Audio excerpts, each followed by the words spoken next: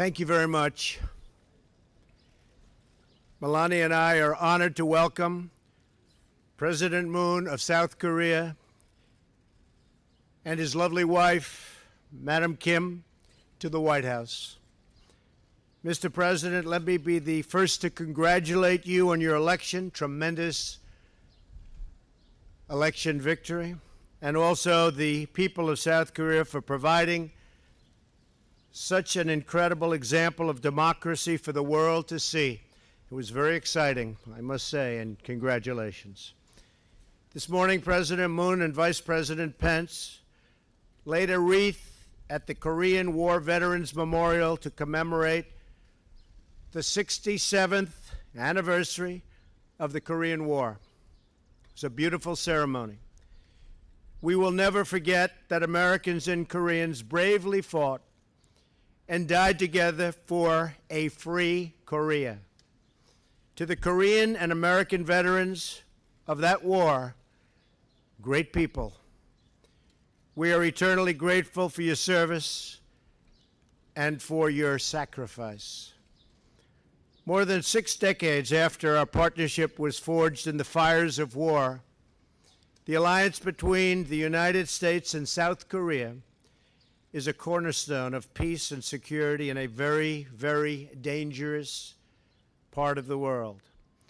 The link between our countries, cemented in battle, is now also tied together by culture, commerce, and common values. Together we are facing the threat of the reckless and brutal regime in North Korea. The nuclear and ballistic missile programs of that regime require a determined response. The North Korean dictatorship has no regard for the safety and security of its people or its neighbors, and has no respect for human life, and that's been proven over and over again.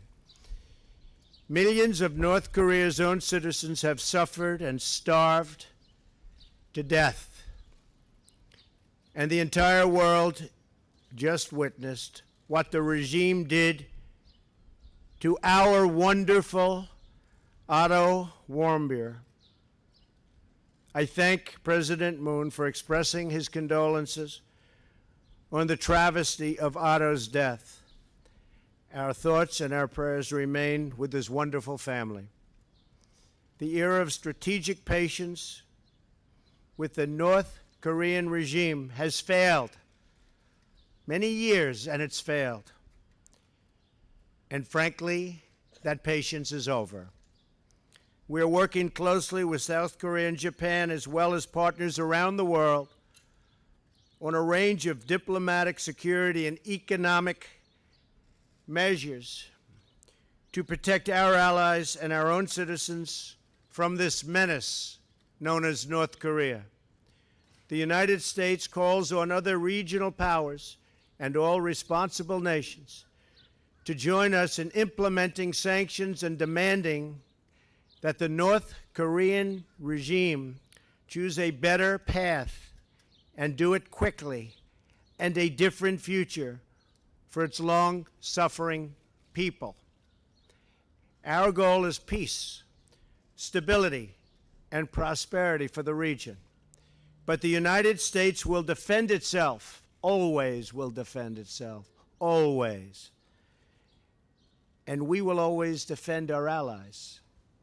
As part of that commitment, we are working together to ensure fair burden sharing in support of the United States military presence in South Korea. Burden sharing is a very important factor, a factor that's becoming more and more prevalent, certainly in this administration. We're also working to create a fair and reciprocal economic relationship. From when the U.S.-Korea trade deal was signed in 2011 to 2016, you know who signed it, you know who wanted it. Our trade deficit with South Korea has increased by more than $11 billion. Not exactly a great deal. I was gratified to learn about the new investments South Korean companies are making in the United States. This month, Shenair is sending its first shipment of American liquefied natural gas to South Korea in a deal worth more than $25 billion. It's great. We will do more to remove barriers to reciprocal trade and market access. We talked last night and today about some tough trade issues like autos and steel. And I'm encouraged by President Moon's assurances that he will work to create a level playing field so that American workers and businesses, and especially automakers, can have a fair shake at dealing with South Korea. South Korean companies sell cars in America. American companies should have that same exact privilege on a reciprocal basis, and I'm sure we'll be able to work that out. In addition, I have called on South Korea to stop enabling the export of dumped steel. These would be important steps forward in our trading relationship, very important steps. They have to be made. Not fair to the American worker if they're not, and they will be. Our teams are going to get to work on these issues, and they're going to sign a deal that's great for South Korea and great for the United States. Mr. President, I'm thrilled that you are here today and deeply honored that you choose to go to the United States as your first foreign trip as president. I greatly enjoyed our dinner last night and the many productive discussions that we've already started having today. I look forward to working with you for many years to come to strengthen our alliance, protect our citizens from common threats, and deepen the enduring bonds of friendship between Americans and the great people of South Korea. Thank you very much, President Moon. Thank you.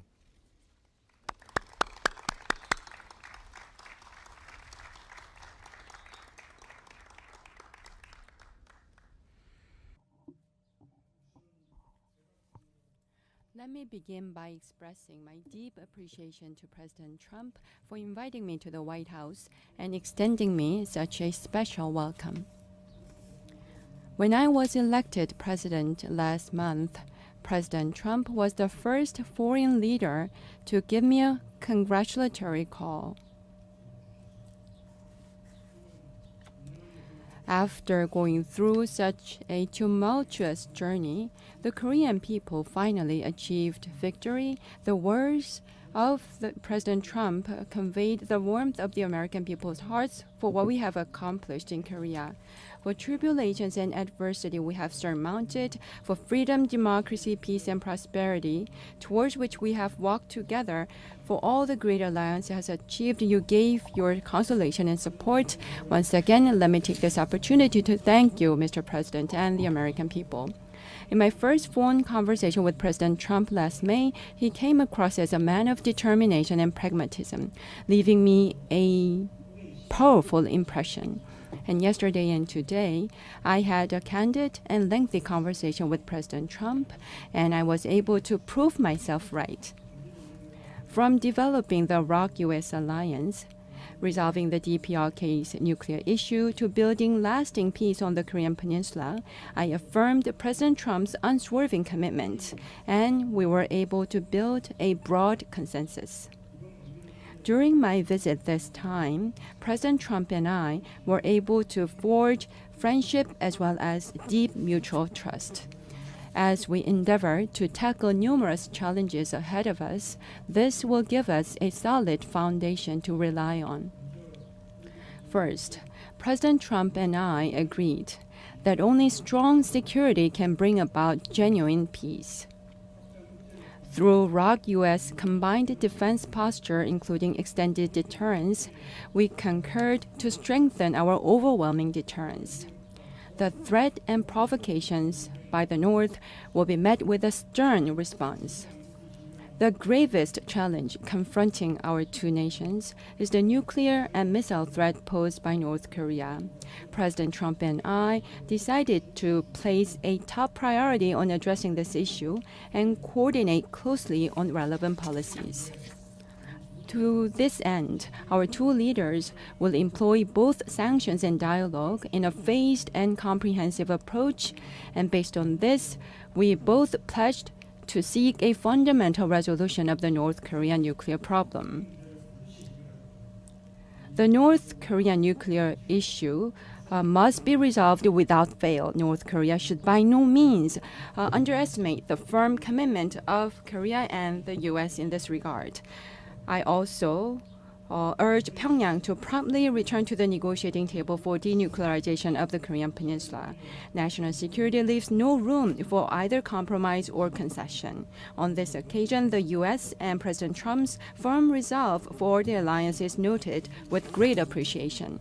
The Republic of Korea, for its part, will strive to strengthen ROK-U.S. combined defense capabilities, while at the same time, by pursuing defense reform, build up its own capacity to defend itself. As we undertake these endeavors, bilateral cooperation in defense technologies, I hope, will gather further traction. Second, economic partnership between our countries forms an essential pillar for future-oriented development of the alliance. We both agreed on this view. Economic growth and job creation will be promoted to ensure our peoples enjoy greater mutual benefits through the collective efforts we committed to make. Third, as we fight against terrorism and other global challenges together, the ROK-U.S. alliance, as agreed by ourselves, will be broadened and developed into global partnership. As we move forward, our two nations will work towards establishing high-level strategic consultation mechanisms in diverse areas of interest. To make it happen, concrete actions will be formulated in close consultation. I would like to take a moment to convey my heartfelt sympathy and condolences to the American people and the bereaved family grieving over the death of Mr. Won-byeol. The raison d'etre of a state is to defend its people. I deeply sympathize with Americans who are saddened that they were not able to defend their fellow citizen. As a former human rights attorney myself, I am keenly aware of the significance of human rights as the universal value of humanity. To make sure such tragedy never repeats itself, our two nations will cooperate with the community of nations to promote human rights in North Korea. I also invited President Trump to visit Korea this year, and he graciously accepted my offer. Mr. and Mrs. Trump's visit to Korea will once again demonstrate not only our friendship, but also the intimate bond our peoples have come to foster through thick and thin. Your visit will become yet another milestone in defining our partnership. I will see to it that myself. Once again, Mr. President, I extend my sincerest gratitude to you and the First Lady for such warm hospitality. Thank you.